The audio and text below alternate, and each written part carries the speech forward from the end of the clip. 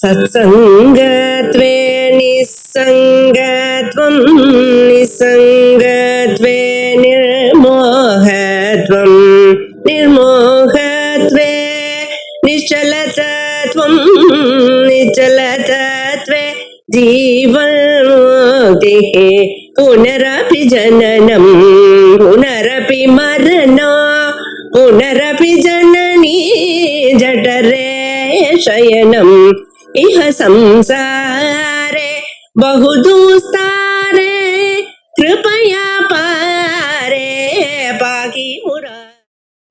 ஸ்ரீ சங்கர விஜய மகரந்தம் 4வது ஆஸ்வாதம் 21வது.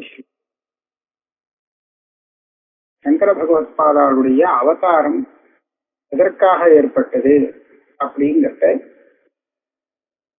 சாட்சாத் பரமேஸ்வரன் அம்பாளுக்கு சொல்லக்கூடிய கட்டம்.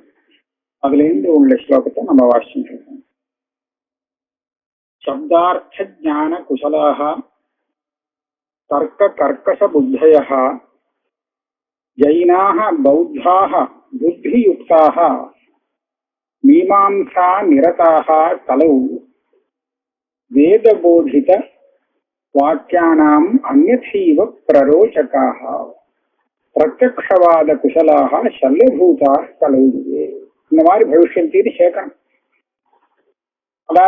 அதாவது கலியிலே வரக்கூடிய வித்வான்கள் எப்படி இருப்பான்னு சொன்னா சப்தார்த்த ஞான குசலாக. ஒரு பதத்தை பிரயோகம் பண்ணும்போது அதனுடைய என்ன வாக்கியார்த்தம் அப்படிங்கறத ஓரளவுக்கு தெரிஞ்சுட்டு இருப்பா. தாத்பரியத்துக்கிட்ட போக மாட்டா. தர்க்க கர்க்கச புத்தய, தர்க்கத்துல தர்க்கம் பண்ணி தர்க்கத்தோடு பேசுறதுல நல்ல பயிற்சி எடுத்துட்டு இருப்பான். அதே சமயத்துல அவ ஜெயின மதத்தையோ பௌத்த மதத்தையோ அவலம்பிச்சுட்டு இருப்பான். ஜெயின பௌத்த மதம்னு சொன்னோம்னா இது வேத பிராமணியத்தை ஒத்துக்காது. இது வேதத்துக்கு விருத்தமாத்தான் பிரச்சாரம் பண்ணும். ஆக வேதத்தினுடைய அப்பிராமான்யத்தை ஜனங்களுக்கு மத்தியில இந்த மதங்கள் பிரச்சாரம் பண்ணும். அதனால வைதிகமான மார்க்கங்கிறது குறையும், ஹராசத்தை அடையும். அது மாத்திரமில்ல, வைதிக மார்க்கத்துல இருக்கிறவாளும் சில பேர் அத சரியான பாதையில போக விடல. புத்தியுக்தாக மீமாம்சா நிரதாக கலவு வேதபோதித வாக்கியானாம் அன்னிசைவ பிரரோச்சகாக. சித்த மீமாம்சக்காரன்னு சில பேர் இருந்திருக்கா. அவ வேதத்துல சொன்ன வாக்கியங்களுக்கெல்லாம் வேற விதமா அர்த்தத்தை சொல்லிட்டா. அதுவும் மீமாம்சக்காரன்னு எடுத்திருந்தோம்னா அவ வேதாந்த பாகம் இருக்கு வேதத்திலே, அதுக்கு அர்த்தத்தை மாத்திட்டா. கர்மகாண்ட பாகம் அவளுக்கு ஒன்றும் விரோதம் இல்லை. அதனால கர்மகாண்ட வாக்கியங்களுக்கு சரியான அர்த்தம் தான் சொல்லியிருக்கா. அதாவது விதி வாக்கியம் நிஷேத வாக்கியம் இந்த விஷயத்துல அவ தாத்பரியத்தை அனுசரிச்சு கரெக்டா அர்த்தம் சொல்றா. ஆனா வேதாந்தத்துக்கு வரைச்ச அதனுடைய அர்த்தத்தை அப்படியே தலைப்புறம் மாற்றிடுறான். அதனால அவ சொன்னத்தையும் கண்டிக்கும்படியாக இருக்கு. அதுக்காகவும் அவதாரம் தேவைப்பட்டது. இந்த ஜெயினா பௌத்தான்னு சொன்னா அவ கர்மகாண்டத்துக்கு தான் சரியான விரோதி. முதல்ல அதுக்கு விரோதி. விதி நிஷேத வாக்கியங்கள் இவ அனுஷ்டானம் பண்றாளே வைதிக கர்மாக்கள், அதுக்கெல்லாம் அவ ரொம்ப பெரிய விரோதியாக இருந்திருக்கா. கூடாது அப்படின்னு சொல்லி ரொம்ப பிரச்சாரம் பண்ணியிருக்கான். பிரத்யக்ஷவாத குசலாக இவ எல்லாருமே பிரத்யக்ஷத்தை வச்சுட்டு பிரத்யக்ஷ பிரமாணத்தை வச்சுட்டு வாதம் பண்ணுவாளாம். அதுல ரொம்ப கெட்டிக்காராளாம். சல்யபூதா கலவுயுகே, கலியுகத்துல வைதிக மார்க்கத்துக்கு இவ எல்லாரும் சல்யம்னு சொன்னாக்க அத ஹிருதயத்தை குத்தக்கூடிய ஒரு ஆணி மாதிரி துளைக்கக்கூடிய வைதிக மார்க்கம்னு வைதிக தர்மம்னு ஒண்ணு இருக்கே, அதை அப்படியே ஊசி ஆணியால குத்தி துளைக்கக்கூடியவர்களாக இவெல்லாம் இருந்துச்சு. மிஸ்ராக சாஸ்திர மகாசஸ்திரைஹி அத்வைத உச்சேதினஹ அம்பிகே. சில பேர் மிஸ்ராள்னு சொன்னோம் இல்லையா, அவெல்லாம் அவளும் நிறைய சாஸ்திரம் வாசிச்சுவா. ஆனா அந்த சாஸ்திரத்தை ஒரு பெரிய சஸ்திரமாக உபயோகப்படுத்தி அத்வைத உச்சேதினா வேதாந்தத்துல பிரதிபாதனம் பண்ணினா அந்த அத்வைத சித்தாந்தத்தை இல்லாம பண்றதுக்கு பிரயத்தனப்பட்டார். தன்னுடைய புத்தி சக்தி தாம் படிச்ச சாஸ்திரத்தை வச்சிருந்து அதை சஸ்திரமாக உபயோகப்படுத்தி வேதாந்த சாஸ்திரத்தை, அதாவது அத்வைத சித்தாந்தத்தை ஒண்ணும் இல்லாம பண்ணிடுவேன் அப்படின்னு அவாள் கிளம்பி அம்பிகே பார்வதியை பார்த்து சுவாமி சொல்றார். இவா என்ன சொல்லுவா தெரியுமா? மீமாம்சா நிரதாக கர்மைவ பரமம் ஸ்ரேயா நைவ ஈஷ பலதாயக. பரமஸ்ரேயசனா மோக்ஷம். மோக்ஷங்கிற அந்த பரமஸ்ரேயஸ அடையறதுக்கு கர்மாதான் சாத்தியம். அது ஒண்ணு. கர்மா பண்ணினா அதுவே பலத்தை கொடுக்குமே தவிர கர்ம பலத்தை கொடுக்கறதுக்கு ஈஸ்வரன் ஒருத்தன் தேவையில்லை. ஆக ஈஸ்வரன் நம்ம பண்ணின புண்ணிய பாப கர்மாக்களுக்கு பலன் கொடுக்கறதாக வச்சுக்க முடியாது அப்படின்னு அவா சொல்றாங்க. இதியுக்தி பராமருஷ்ட வாக்கை உத்போதயந்திச்ச. இந்த மாதிரி இப்ப சொன்னோமே, கர்மாதான் எல்லா ஸ்ரேயஸுக்கும் காரணமாக இருக்கு, அதனால அதை விடக்கூடாது, ஈஸ்வரன் ஒன்றும் பலன் கொடுக்கறது இல்லை அப்படிங்கிறதெல்லாம் யுக்தி புரஸ்பரமாகவும் வாக்கியங்களை வேத வாக்கிய பிரமாணத்தை காமிச்சு அவ எல்லாருக்கும் போதிக்க ஆரம்பிச்சுட்டா, பிரச்சாரம் செய்ய ஆரம்பிச்சுட்டா. இந்த மாதிரி சில பேர் பிரச்சாரம் பண்ணிட்டு இருந்தாங்கிறது குமாரல பட்டருடைய ஒரு வசனத்தாலையும் நமக்கு தெரியுது. குமாரல பட்டரே தன்னுடைய ஸ்லோக வார்த்திகத்துல ஆரம்பத்திலேயே ஒரு விஷயம் சொல்றார். பிராயணைவகி மீமாம்சா லோகே லோகாயதி கிருதா தாம் ஆஸ்திக பதே கர்த்தும் அயம் எத்திர கிருதோங்க. இந்த மீமாம்சா சாஸ்திரத்தை போற போக்குல ஒரு நாஸ்திக சாஸ்திரம் மாதிரி பண்ணி வச்சுட்டு போயிட்டா வந்தவாழ்லாம். அது நாஸ்திக சாஸ்திரம் இல்லை, ஆனா அந்த சாஸ்திரத்தை ஒரு மாதிரியா வியாக்கியானம் பண்ணி இந்த மாதிரி துஷ்ட மீமாம்சைகள் சில பேர் அதை ஒரு நாஸ்திக சாஸ்திரத்துக்கு சமம் பண்ணி கொடுத்துட்டு போயிட்டா, மறுபடியும் அந்த மீமாம்சா சாஸ்திரத்தை ஆஸ்திக மார்க்கத்துல கொண்டு வரத்துக்காக நான் இந்த பிரயத்தனம் பண்றேன், இந்த கிரந்தம் எழுதுறேன் சட்டபாதரே சொல்றேன், குமாரில் பட்டறேன். அப்படின்னா இது கரெக்டு தானே? இப்படியாக உத்போதயந்திச்ச தேன கோராக குலாச்சாராக கர்மசாராக பவந்திச்ச. அதனால சில பேர் ரொம்ப கோரமா ஆச்சாரம் உள்ளவா. குலாச்சாரங்கிறது சில பேருக்கு ஒவ்வொன்று ஒரு நிமிஷம் இருக்கும். காப்பாளிக்கால் போக்குவரத்து எல்லாம் சொன்னார் இல்லையா? சில பேர் கர்மசாராக கர்மானுஷ்டானத்தையே சாரம்னு நினைச்சிருந்தவா இப்படி எல்லாம் இருப்பா. தேஷாம் உத்பாடனார்த்தாய சிருஜாமி ஈஷே மதம் சதஹா. ஈஷே அம்பிகே இந்த மாதிரிலாம் வந்துவிட போறாளே, வந்துடுவா. அவளை அடியோடு வேரோட பிடுங்கி எறியறதுக்காகத்தான் உட்பாட்டனார்த்தாயம் நான் ஒரு சிருஷ்டி பண்ண போறேன், ஒரு அவதாரத்தை எடுத்துக்க போறேன். எங்க எடுக்க போறேன்னு கேரளே சசலகிராமே விப்ரபத்னியாம் மதம் சதா பவிஷ்யதி மகாதேவி சங்கராட்சா த்விஜோத்தமஹா. கேரளம்ங்கிற அந்த தேசத்திலே ஒரு கிராமம் சசல கிராமங்கிறா. இன்னைக்கு காலடின்னு சொல்றா, இதுதான் சசல கிராமம்னு சொல்லிக்கிறா. அந்த கிராமத்திலே ஒரு பிராமணனுடைய பத்னியின் வயிற்றிலே என்னுடைய அம்சத்தோடு கூடின சங்கராட்சா த்விஜோத்தமஹா, சங்கரன் அப்படின்னு பேருள்ள ஒரு உத்தமமான பிராமணன் பவிஷ்யதி மகாதேவி. ஹே மகாதேவி, இந்த மாதிரி ஒரு உத்தமமான பிராமணன் பிறப்பான். முன்னாடியே சொல்றான். இது இவ்வளவு தூரம் சொன்னது இதெல்லாம் சிவரகசியத்திலிருந்து எடுத்து சொன்ன விஷயம். இனிமேல் ஒரு ஸ்லோகத்துல மேல என்ன சொல்ல போறோங்கிறத அவரே சொல்றார் இந்த கிரந்தக்காரர். கௌருமே பவிஷ்யோத்தரேச்ச லைங்க மார்க்கண்டயோஸ்ததா வாயு புராணி அவதாரோ நிர்திஷ்ட சாங்கர ஸ்புடம். பல புராணங்கள் ஆச்சாரியாருடைய அவதாரத்தை வர்ணிக்கப்பட்டிருக்காங்க. கூர்ம புராணத்திலே, பவிஷ்யோத்தர புராணத்திலே, லிங்க புராணம், மார்க்கண்டேய புராணம், அதுலேயும் வாயு புராணத்திலையும் சங்கரருடைய இந்த அவதாரத்தை பத்தி நன்றாகவே சொல்லியிருக்கு. ஆக இத்தனை புராணங்களை நம்ம பார்த்தோம்னா சங்கரரை பத்தி புராண காலத்துல என்ன சொல்லியிருக்கா அப்படிங்கறது நம்ம தெரிஞ்சுக்க முடியும். அதுல இருந்து சில ஸ்லோகங்களை எடுத்து சொல்றாரு. எல்லாத்தையும் பார்க்கணும்னா நம்ம அதையே எடுத்து பார்க்கணும், அந்த புராணத்தையே பார்க்கணும். கலவு ருத்ரோ மகாதேவா லோகானாம் ஈஸ்வர பரஹ ச தேவதா பவேத் நிருணாம் தேவதானாஞ்ச தெய்வதம். தேவதானாம் தெய்வதம்னா தேவாதி தேவன் சொல்றது இல்லையா, தேவதைகளுக்கெல்லாம் தேவதையாக உள்ளவர் அந்த மகாதேவர். சர்வலோகங்களுக்கும் பர ஈஸ்வரகா, உத்தமமான ஒரு ஈஸ்வரன், எல்லாருக்கும் மேல இருக்கக்கூடிய ஒரு ஈஸ்வரன். அவர் இந்த கலிகாலத்திலே எல்லாருக்கும் தேவதையாக இருக்கிற மாதிரி பரமேஸ்வரன் தான் மனுஷியாளுக்கும் தேவதையாக இருக்கார்.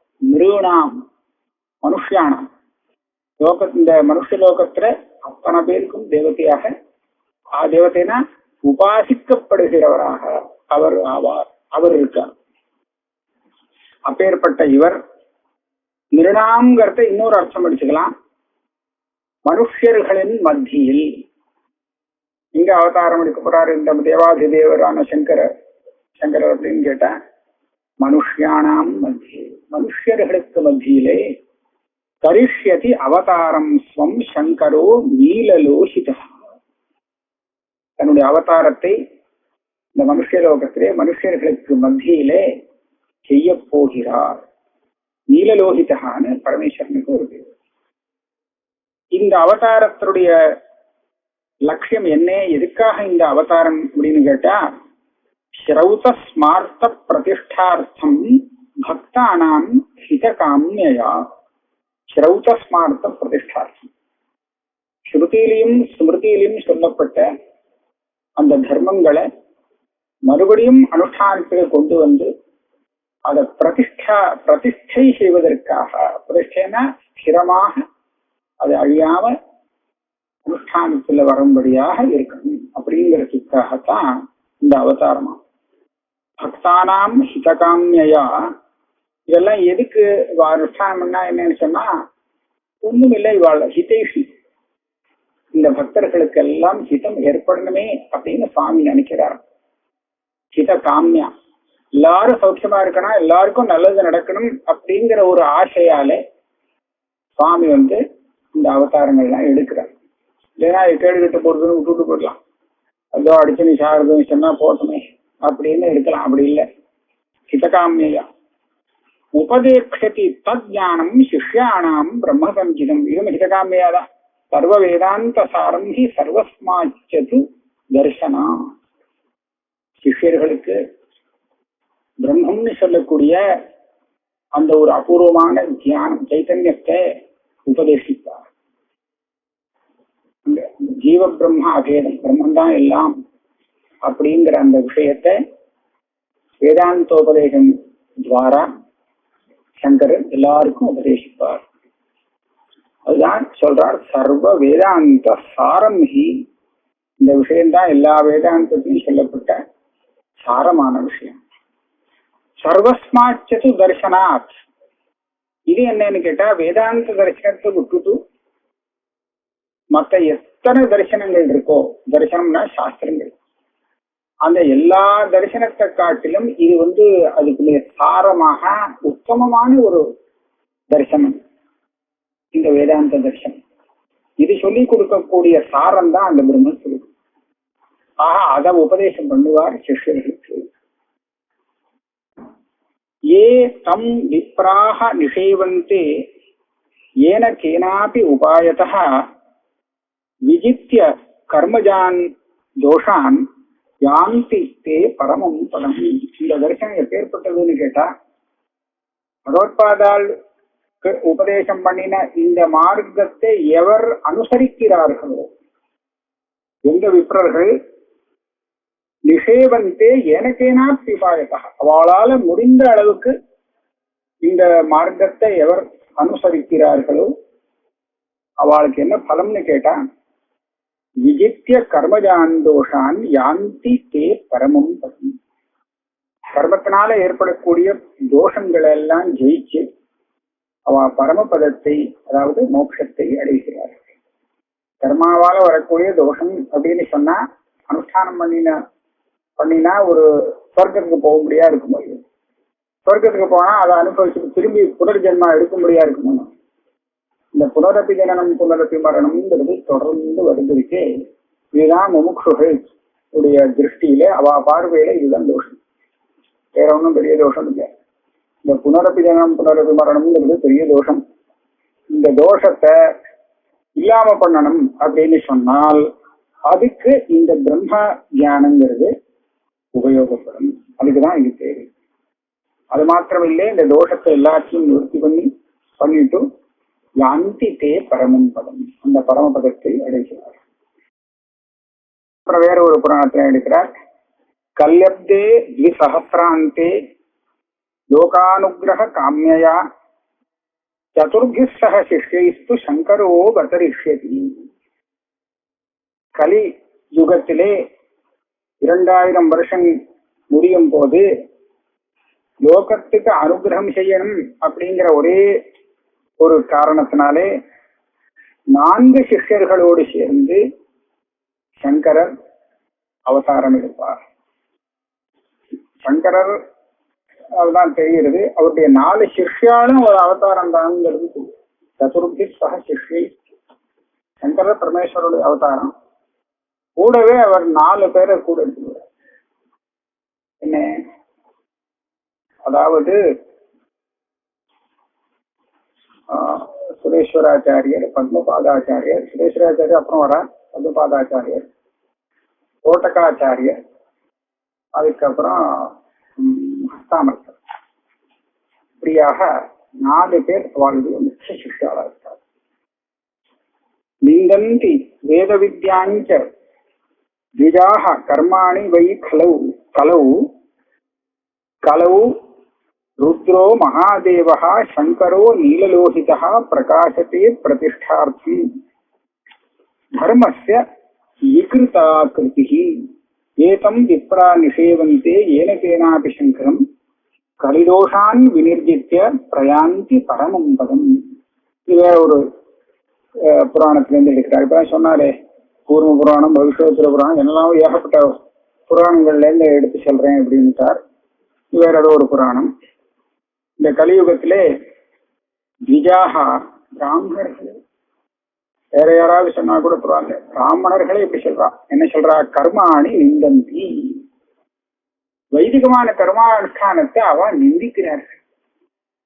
வேதத்தையும் நிந்திக்கிறா. வேத வித்யாஞ்ச, வேதம் அப்படின்னு சொன்னா எவ்வளவு உயர்ந்தது அப்படிங்கிற இது போகி வேதம் படிக்கிறானா அப்படின்னு சொல்லி ஒரு அநாதரத்துக்கு, அது ஒரு நிந்தைக்கு விஷயமாக இவா பண்ணிடுறா. யாரு பண்றானா? வேற யாரும் இல்லை, இவாளே பண்ணிடுறா. திஜாகான்னு சொல்ற. திஜர்களே கலியுகத்துல, அதான் கலியுகத்துடைய விசேஷம். யாரு அதை காப்பாற்றணுமோ அவளே அதை நிந்திக்க ஆரம்பிச்சுடுவா. இந்த மாதிரி சமயத்திலே கலவு ருத்ரோ மகாதேவா சங்கரோ நீலலோகிதா பிரகாசத்தே பிரதிஷ்டார்த்தம் தர்மஸ்ய, இந்த தர்மத்தை மறுபடியும் ஸ்தாபனம் செய்வதற்காக இப்பேற்பட்ட அந்த சுவாமி மறுபடியும் அவதாரம் எடுப்பார். ஏன கேன பிரதிஷ்டார்த்தம் தர்மஸ்ய விகிருதாகிருதி. ஆனா மற்ற அவதாரத்தை விட இந்த அவதாரத்துல அவருடைய ஸ்வரூபம் வேறதுன்னு சார்க்கும். மற்ற இதெல்லாம் ஒரு கத்திரியனா அவதாரம் எடுப்பார், இல்ல சங்கராச்சாரி, இப்படி வேற ஏதோ ஒரு ரூபத்துல அவதாரம் இருக்கும். சுவாமி பரமே அவருடைய அனுபவம் இதுல. இப்ப அப்படி இல்லை, ஒரு சன்னியாசியாக அவதாரம் எடுத்துவார். சன்னியாசி ரூபத்துல. அதுதான் விகிருதாகிருதி. அந்த அழகு பண்ணிக்கணும், அந்த ராஜ்யம் வேணும், அது வேணும், ஒண்ணும் இல்லை, ஒரே சன்னியாசம். எதுலயும் ஆசை இல்லை. ஒரு வைராக்கியமூர்த்தியாக அவதாரம் எடுப்பார். ஏ தம் விப்ராஹா நிஷேவந்தே ஏனகேனாபி சங்கரம்.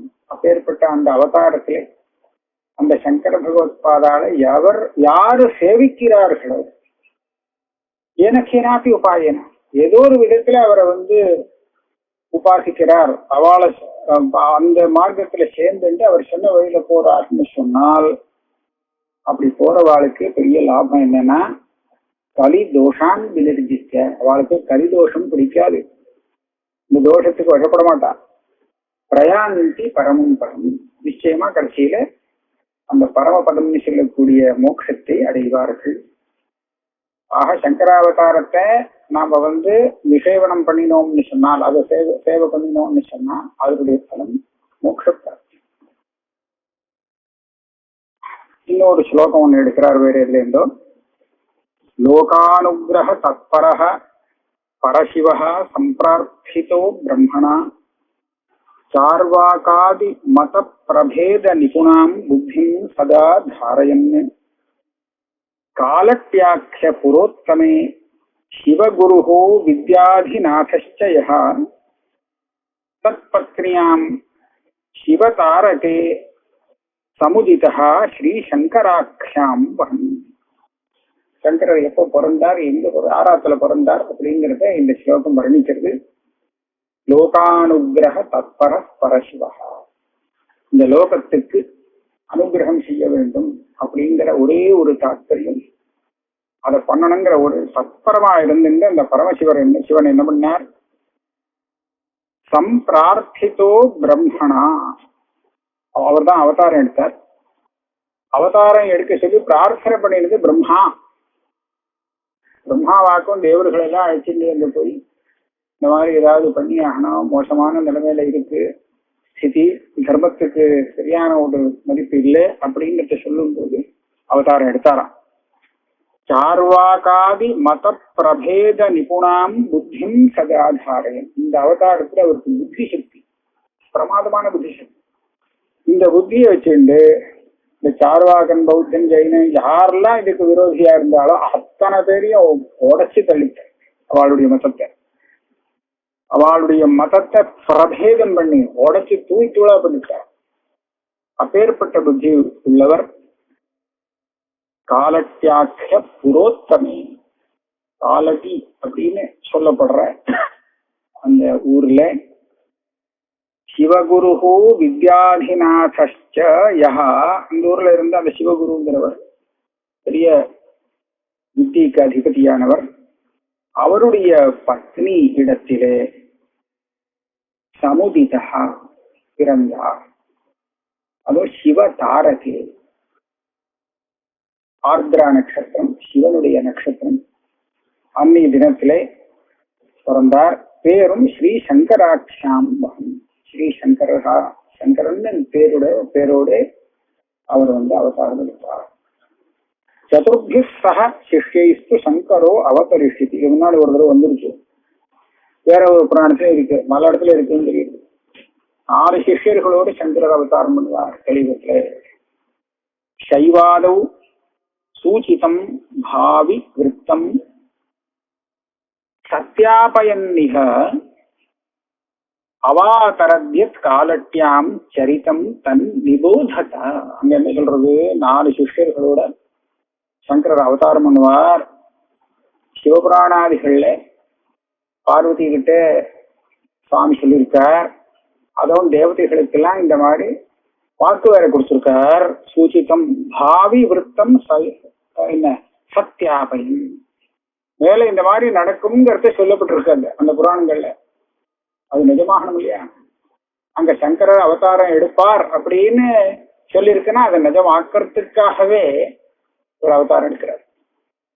அவாதரத் காலட்யாம், எத் காலட்யாம், காலடிங்கிற ஊர்ல அவர் அவதாரம் எடுத்தார். அவருடைய சரித்திரத்தை சொல்ல போறேன், நீங்க எல்லாரும் கவனமாக கேளுங்க. சரிதம் தன் நிபோதித்த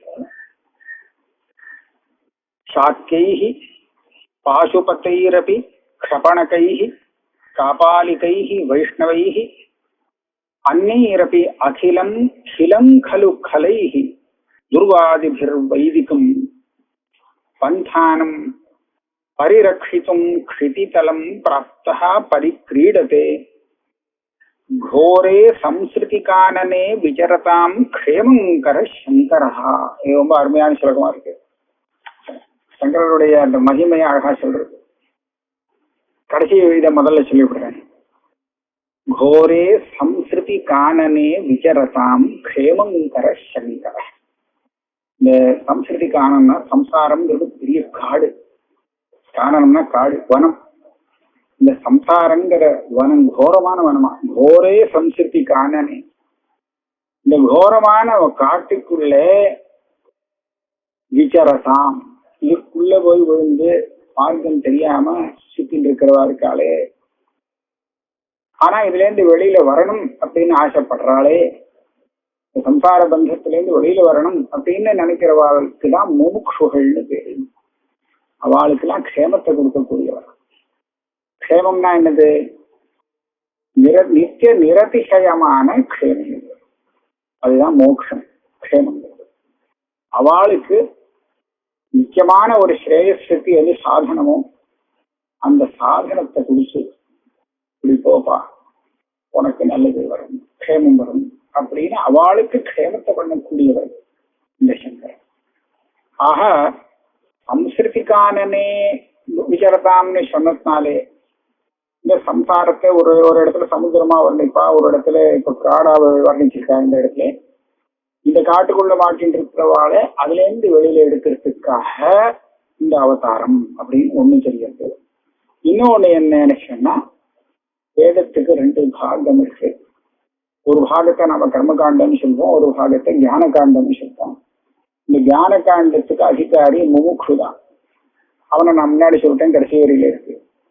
அதனால முமுக்ஷுவுக்கு மோட்சத்துக்கு போறதுக்கு வழி என்னங்கிறத காண்பிச்சு கொடுத்தார். அதனால அவளுக்கு க்ஷேமத்தை ஏற்படுத்திருக்கார். அதே மாதிரி இந்த இன்னொரு பாகம் இருக்கே கர்மகாண்ட பாகம், அதையும் பிரதிஷ்டாபனம் பண்றார். எப்படி பண்றாருன்னு பாருங்க. சாத்தியைஹி, சாத்தியாகான்னு சொன்னா பௌத்தர்கள்.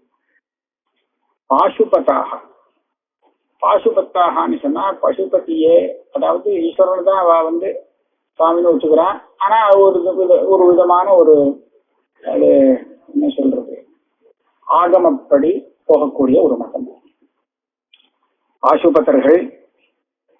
க்ஷபணகைஹி, க்ஷபணக்காகனா ஜெயினா, ஜெயினர்கள் போல நிறைய பேர் இருக்க.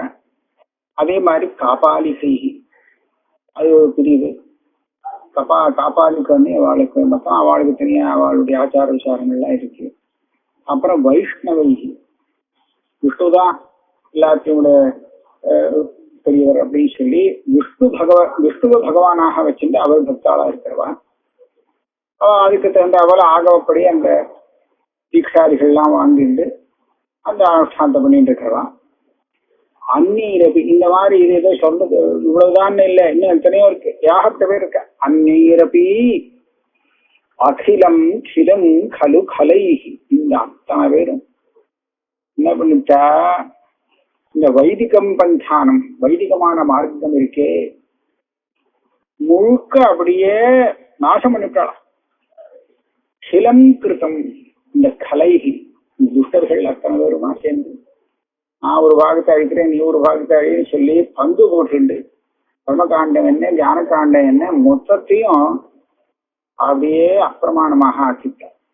ஜனங்களுக்கு மத்தியில வேதமா அதெல்லாம் ஒண்ணு தப்பு, அதெல்லாம் வேத சொன்னா யாராவது நம்புவாங்க அப்படின்னு சொல்ற அளவுக்கு அதனுடைய பிராமணியத்தை எடுத்து வச்சார். அப்ப வைதிக மார்க்கங்கிறது கட்டி கொடுச்சு. தர்மானுஷ்டானம் தான் வைதிக மார்க்கம். அப்ப அந்த பந்தானம் பரிரட்சிக்கும், இதை காப்பாற்றணுமே, இதை ரட்சிக்கணுமே. தர்மோ ரட்சதி ரட்சித, தர்மேவ ஹதோ ஹந்தி தர்மோ ரட்சதி ரட்சித. தர்மத்தை காப்பாத்தினா அது நம்மளை காப்பாற்றுங்கிறது அது மாத்திரம் இல்லை. ஆமா, அதை கொலை பண்ணோம்னா அது நம்மளை கொலை பண்ணணும்னு அடிச்சிடுறது. தர்மேவ ஹதோ ஹந்தி. அதுக்கு நாம ஒரு துரோகம் பண்ணினோம்னு சொன்னா அது மனுஷனோட தண்டனை கொடுத்துருவோம். அதனால நல்ல தர்ம மார்க்கத்தை காப்பாற்றணும் அப்படிங்கிறதுக்காகவே கிருதிதலம் பிராப்த பரிக்கிரீடத்தை இந்த பூதலத்துக்கு வந்திருக்கார். பூலோகத்துக்கு அவதாரம் எடுத்து அவர் இங்க விளையாடிட்டு இருக்கார். கோரே சம்ஸ்ருதி கானனே விசரதாம் க்ஷேமங்கர சங்கர. தூரமான இந்த சம்சார வனத்திலே சஞ்சாரம் பண்ணிட்டு இருக்கிறவாளுக்கு க்ஷேமத்தை உண்டாக்குறவர் சங்கரர். இது மாதவிய சங்கர விஜயம் நினைக்கிறேன், இந்த அவருடைய ஸ்லோகமுக்கு. ஆக இந்த இடத்துல இந்த 4வது ஆஸ்வாதங்கிறது இந்த இடத்துல பூர்த்தியாருது. இதுல நம்ம சங்கரருடைய அவதாரத்தை இன்னும் வர்ணிக்கல. சங்கரருடைய அவதாரத்துக்கு பிரயோஜனம், எதுக்காக சங்கரருடைய அவதாரம், இந்த அவதாரத்துக்கு உத்தேசியம் என்ன அப்படிங்கறத தான் இந்த ஆஸ்வாதத்துல நம்ம பார்த்தோம். ஸ்ரீ பகவத்பாத அவதார ஹேது அப்படின்னு இந்த 4வது ஆஸ்வாதத்துக்கு ஹெட்டிங் கொடுத்திருந்தார். இப்ப நம்ம 5வது ஆஸ்வாதத்துக்கு போறோம்.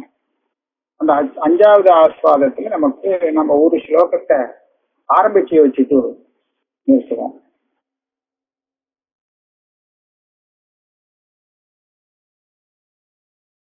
மகிமானனீய சரிதம் தததம் மகிமான மீட்யம் அஹிமால்ய பிருதः அவதார பூதம் அவதான் நுவதாம் பவதாரணம் கிமபி வஸ்து முஹுஹு.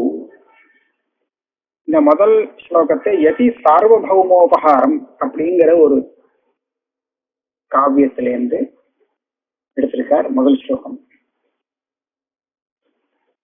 மகிமானனீய சரிதம் சரிதம் தததம்.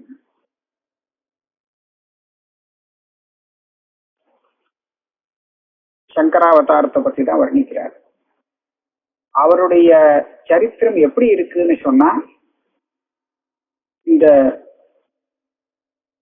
மகான்கள் போற்றப்படக்கூடியதாக இருக்கு.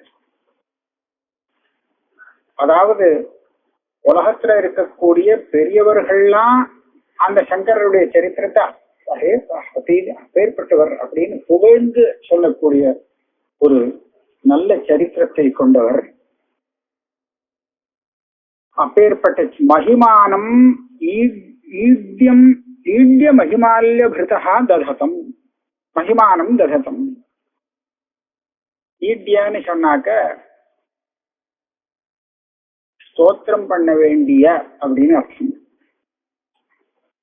அப்பேற்பட்ட மகிமையை மகிமால்ய பிருதா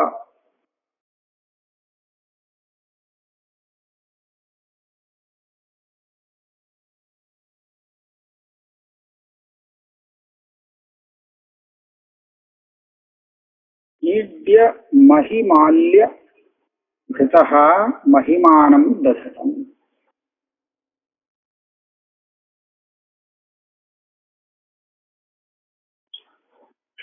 இது பரமசிவனை சொல்றது.